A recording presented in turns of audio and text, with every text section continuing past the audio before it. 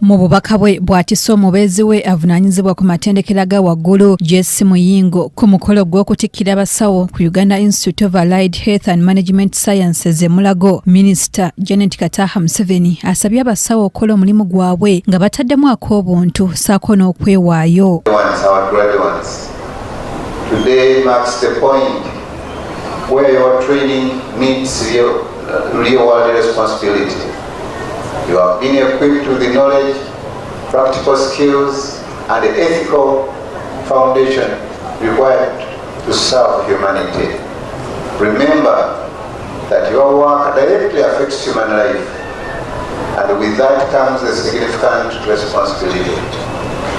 Go and don't make mistakes. Ono ategeezezza nti olw'omuwendo ogw'abasawo bwe bafulumya kiraga ng'eggwanga bwe likutte ekkubo erirituusa ku kiruubirirwa eky'omwaka ogwa 2040. More than a formality, it symbolizes the progress our country is making towards improved health care delivery, enhanced skills development, and strengthened service provision. What we celebrate here today directly contributes to Uganda's Vision 2040, the National Development Plan 4, and the global commitments under Sustainable Development Goals 3 and 4 on health and education. Minisita Muyingo wano wasinzidde n'asaba bannayuganda okukuuma ebituukiddwako mu myaka 4. As we move towards 2026 generations, I call upon all Ugandans, including you people, to reflect on the tremendous progress achieved under the leadership of His Excellency General J.C Museveni, and to continue supporting a government that prioritizes peace, a government that prioritizes stability, and a government that empowers its people.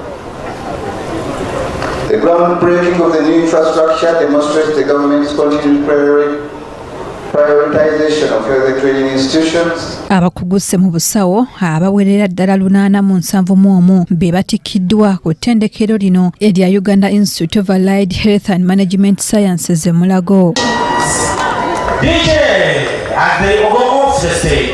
Abatikkiddwa balaze essanyu olw'ekkula lye batuuseeko. Nga mbadde ndi mu ttendekero ly'amannyo, so mbanguddwa mu kujjanjaba amannyo era ndi musawo w'amannyo ajjudde. Then ndi mwetegefu nnyo okukola ku bantu bonna ebintu bye batuyigiriza mu bbanguliro lino. Kirooto kya 23 okuva TVET Act eyatongozebwa mu March omwaka guno nga 15 bw'okisoma obulungi. We are looking forward to becoming a campus of a TVET University nga tusomesa other bachelor degree programs. Nabwe batyo bye basomye babiteekese mu nkola, obulamu bujja kukola ki?